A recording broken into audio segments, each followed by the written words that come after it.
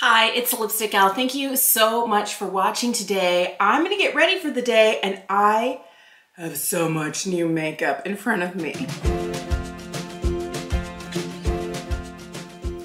Sometimes I feel like I have like little horns. My hair does weird things. My curls are like, we have a mind of our own. We're not listening to you. So if my hair is a little weird today, it's just the life I'm living. All right, so I did something this year. I'm just gonna start by putting on some corrector. I decided for January, I wasn't going to make any purchases. The day I'm recording this is January 16, and I have decided not to make any purchases for this month because I bought so much stuff in December, especially that last week of December, just before like the year was over. Now, I don't feel like shipping has ever gotten back to pre-2020 like slowdowns. I feel like it takes longer for things to get here. I feel like even FedEx overnight shipping, that doesn't really happen much for me anymore. I feel like I'm lucky if I get things, if I'm paying for expedited shipping within 2 to 3 business days. A lot of stuff that I purchased in December is finally arriving 3 weeks later. And I'm like, why is it taking so long? And maybe there's fewer people working, packing orders. I don't know. So I'm gonna start out with just a little bit of this corrector. This is the new under eye corrector from Rare Beauty. This is something I've been using this month. I'm still trying to decide whether I like this or whether it's not really doing everything I need it to do. I feel like it makes a discernible difference on light to no makeup days, where I feel like it just, like if I'm not gonna plan to put anything else on, maybe a tinted lip balm, but this is just enough to bring down the under eye darkness just a little bit. But I don't know that it does as good as my favorite one from Beauty Pie. I'm gonna keep using it for this entire month and I'll have to get back to you. Another thing I'm still trying to decide 100% about is this new SurrealSkin from Makeup by Mario. I have shade 2N and 1 pump is more than enough. This is one of those that I feel like I get the best sort of coverage if I just start, you know, by adding small little dabs around the face and blending it in with my fingers. And I'm not really trying to get like a complete blend, but just to get a thin layer for coverage purposes, you know, here, and then I'm gonna blend it with something else. Because if I go in straight with a brush or a sponge, I feel like I'm getting a lot of product in the sponge or the brush, and then I end up using more. And then I just kind of perfect the places where I feel like it might be a little too much and I might have product settling in expression lines with the damp sponge. So I am picking up just a little bit of it. At this point, I'm just trying to press it in and smooth it out and make sure that I have a good blend. The other thing that I like about this is that I feel like it actually gives some pretty good coverage. I mean, look at that.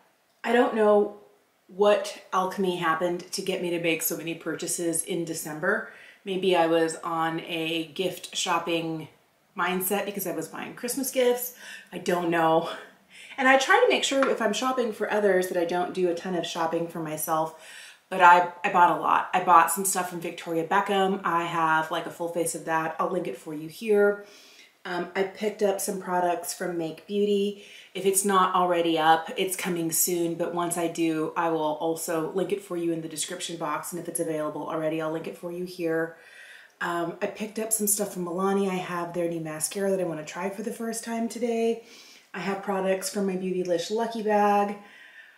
Oh, man, it's a lot of makeup. I'm feeling a little overwhelmed, like everything on the table in front of me, there's a lot here.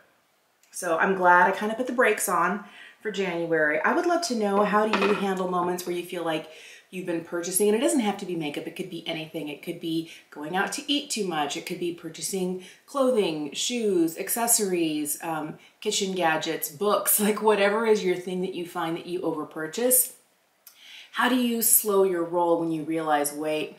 For me, the hard part is I'm able to use the money that I get from ads on YouTube for my beauty budget. So some months, you know, there's a little bit more, some months there's a little bit less, but this is not coming out of my personal household budget. So I feel like, oh, I have this money, I might as well spend it. And I need to stop thinking about it that way and I need to ask myself, do I really need what I'm buying? I don't feel like I've made any bad purchases, but I have really been kind of scratching the itch of, oh, I'm curious, I wonder what that's like. I'm using the Skin Mimetic Concealer from Make Beauty today. This is the lightest shade they have. I'm gonna give myself just a little bit of coverage where I think I need it. I'm a little bit worried that this is a little too radiant. It feels weird to say that because I always like a glowy concealer. And it could be that maybe I have too much skincare down and then I put this glowy product on the top and it's a little too much. I'm hoping that my left eye is not going to like water like crazy today, because every time I wear this concealer, my left eye has been perpetually leaky and it just obliterates this concealer. But I think that would be true for most products. So on the day that I'm recording this, I'm not sure what day I'm gonna put this up. This might go up on Friday, but if it does, it's my birthday. Friday is my birthday, I'm 48 years old. I might have mentioned in a previous Get Ready With Me, but I had a really bad birthday the year I turned 30. And I did the whole, I'm not a 20-year-old anymore. And I ugly cried on the bathroom floor for a long time. And I realized that's ridiculous. Getting older is a privilege. What's my problem? But I started playing like a mental game with myself. My best friend is 5 months older than me. So when she has her birthday in August, I start thinking like we both just had a birthday. So I think I've been 48 since August. And by the time my birthday comes around, it's like I'm not having like an ugly cry on the bathroom floor. And I feel like the older I get, the less likely I am to have that problem. I'm reaching for this Rougher number 36. This was part of their holiday collection. I have been using it. This is good for, I think they said for hooded eyes, but I am using it because it looks like a little finger for under eye setting powder. And I'm using this Make Beauty powder here, just to kind of lightly tap in and set my under eye.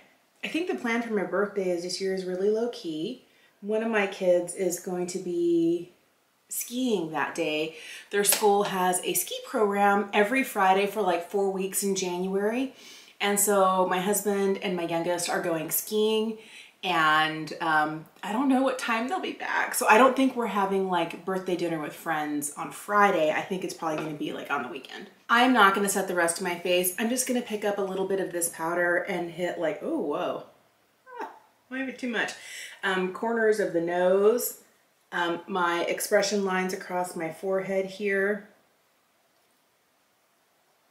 and the chin. I have a couple of new cream products. One of them is from Victoria Beckham. This is the Cheeky Posh Cream Blush. I have the shade Playground. I was wondering what this looks like next to the one from Mob Beauty. This came in my Beautylish Lucky Bag, and I think this is number M72.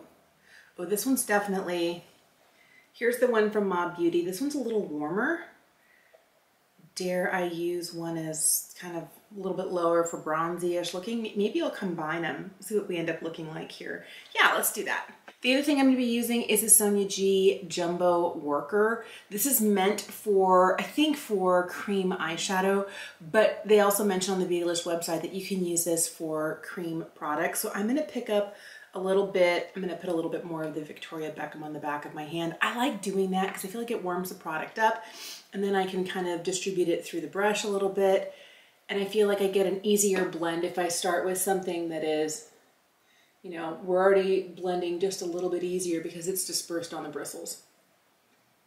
And I don't know that I'm going to try and turn this into bronzer. I feel like this is a really pretty color, but I definitely want to give myself the opportunity to use both of these new cream products. So the day that I did the Victoria Beckham look, I feel like my eye look and my cheek look were similar tones, and then instead of using a highlight, I used like the lightest shade of the eyeshadow. I didn't like it, and then I put it with the red lipstick. I felt like it was okay, but it wasn't like the best use of this color. I like this color a lot better when I have a more subdued lip going on, or when I have a different eye color, because this is a really pretty cheek color.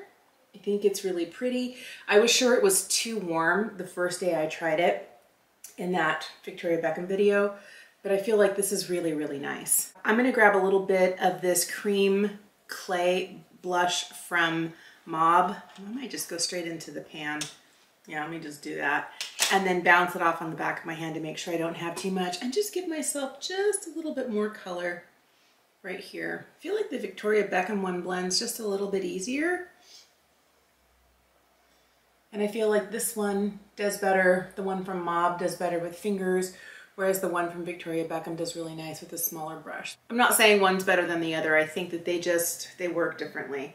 And I feel like the one from Victoria Beckham stays in that blendable state a little bit longer, and the one from Mob actually does kind of dry down a little bit, but it blends beautifully with fingers. I'm starting to see this happen again where I have a little bit of concealer, this Skin Mimetic concealer from Make, settle into my lines. And even though I powdered it pretty heavily, I'm starting to see, if I pull this down, you might see some pigment from the concealer landing right here and then powder on top of it, but not as much on my right side, just more of it on my left side. All right, the nice thing is I find that if I take a brush like this and just lightly kind of go over it, and there is still residual powder on here from, you know, powdering this under eye area before, I feel like it kind of gets rid of some of those lines. I think the reason I have this more on my left side is there were years where I slept on this side and my face just got schminched up. I have yet to try this concealer without any under eye skincare. I usually have a serum, an eye cream, you know, and then SPF. So several layers of moisture. Maybe what I need to do is just put on my sunscreen and then put this on and see if I can get it to the point where it's not settling into those fine lines and wrinkles. Now you'd have to be really close to my face to see it, but just something that I noticed. I'm gonna quickly throw in some of the Sculpting Brow Tint from Make. I have the shade Cool Brown. I've been trying to figure out how best to use this because I feel like the wand's a little big. But I like how much, see, I always end up with a little blob like this, how much it ends up really tinting the hairs. I feel like it kind of makes a discernible difference, and I don't need to do as much to my eyebrows. I just have to make sure I don't get too much product there. And then, you know, quickly clean up all the places where I have too much. Because the difference between this and this, I love the color of this. I just wish it had a hair more hold to it, but on a day when I'm not doing like a fully like over the top brow, this is more than enough eyebrow for me. So let's see if I can make it equal on the other side. The one thing that I like about this, I used to go and get my brows dyed at a salon pre-pandemic, and then I kind of fell out of the habit of doing it. But I feel like this really brings color to those lighter hairs. Some of them are white, some of them are kind of blonde-ish, but I feel like it makes a significant difference, and I don't need as much pencil going down, but still, it's a really big and fluffy brush, and it's too big for the type of brows I have. I feel like I got some nice dark brows with only using one product. Man, I really like the way that this brings more color to the actual hairs that I have, and I feel like it really makes them look like there's more of them than there are normally. And I feel like I don't need to come in with a pencil or anything else. And this doesn't have any fibers in it. I kind of like this. I just need a different brush, or I need this not to be as wet as it is and not kind of get everywhere. If it was just a hair thicker, maybe it's gonna thicken up like a mascara. I don't know, I'm gonna keep using it, but I like the color. I feel like it does well. So I'm gonna be pulling out this Wayne Goss eyeshadow palette. This is the luxury eyeshadow palette in Amber. This came in my Beautylish Lucky Bag. Oh my goodness. I really like Wayne's formula. This is my 5th one. I'm glad this came in my Beautylish Lucky Bag. Before I get going, I'm gonna lay this lightest shade down, just kind of all over the lid. I was gonna go straight in with that kind of more burgundy tone, and I was like, wait, what if I have blending problems later? Let me make sure I don't have any, you know, concealer or skincare on my lid that is going to make that darker color grab. So just a light layer of powder should really help me and my non-pro makeup skill blending later. So I'm picking up a little bit of this more intense kind of burgundy tone and hitting the outside corner.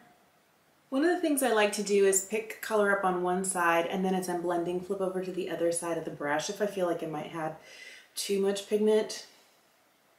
I don't want this to be like really dark and really deep. I want a soft, and then I can go and tap that side where I picked up the color again, just in one area, flip it back over and keep blending. I feel like it's a great way for me to use one brush and get a softer look overall. I would love to know how your New Year's is going so far. Mine's good. The weather was really cold around the holidays, and now it's like, what, 30s and 40s, and I'm like, wait, what? This time last year we were in the teens. I don't know. I live in just the right place in the state of Washington where you never know what you're getting with the weather. And it should be cold and it'll be warm.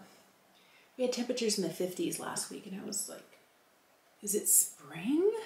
I'm not complaining because I don't like extreme hot or extreme cold. I think it's funny that I live in a place that gets both, because we had single digits for the high around Christmas time, and in the summertime, the hottest temp we had a week of like 100 and teens, like 112, 114, 117 this summer. It gets really hot and it can get really cold. The nice part is it doesn't last forever. It's not like, you know, living in a really, like parts of Canada where it gets cold and then it stays cold for a long time. Or Alaska, that's not what it's like where I live, and I'm appreciative of that. I'm gonna take some of this shade, and this is a rougher too. It's a slightly smaller brush, but I really like the way that it helps to diffuse the edge. And I'm just gonna kind of blend here. I feel like that more berry tone is getting just a little difficult to blend at the edge. And I like the way it looks blended out just a little bit better with this. I'm also gonna dip back into this lightest shade here and really hit like right here at the arch. My goal was not to take color all the way up to underneath the eyebrow, but looks like I'm already living that life for today. I remember when this launched, I think it was summertime, and I was like, I'm not into warm tones. You know what? I think I just didn't look at it long enough to realize that I would actually really like it. Because I think it's really pretty. And then I'm gonna grab this more satin shade right here. I'm gonna curl my lashes. I've been curling my lashes after applying my eyeliner, and I find I get so much liner stuck to my lash curler. By the way, this is the rougher eyelash curler, and I really like it. One thing that I didn't realize was that I've been using the same eyelash curler for such a long time, and that either I couldn't get as close to the lash line as I wanted to, or I had to curl one part and then the other because the curve of the lash curler for the one I'd been using forever just wasn't cutting it. I've been using one from Lancome. I don't even know if they still make it, but they made it for a while, and I had a couple of them, and you know, I had replacement pads, so I just, you know, kept using it. And this one I love so much more, and it gives such a nice curl, and I can catch all of my lashes in there as close as I want to my lid without pinching my lid. I really like this lash curler. I'm gonna do something I said I wasn't gonna do. I'm pulling out this Wayne Goss eyeliner. This is in Crystal Merlot. The reason I said I wasn't going to is I've tried one of his liners before, and they're very nice and easy to apply, but they don't set. And I want something that's gonna set, especially since my leaky left eye is forever, perpetually eating through whatever I put down. But I really wanted to see if this color is one that I like, and I could probably set this liner with the burgundy from the palette.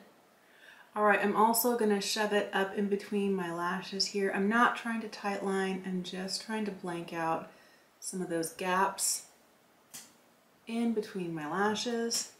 I'm gonna take Wayne's number 8 brush. He doesn't make this brush anymore.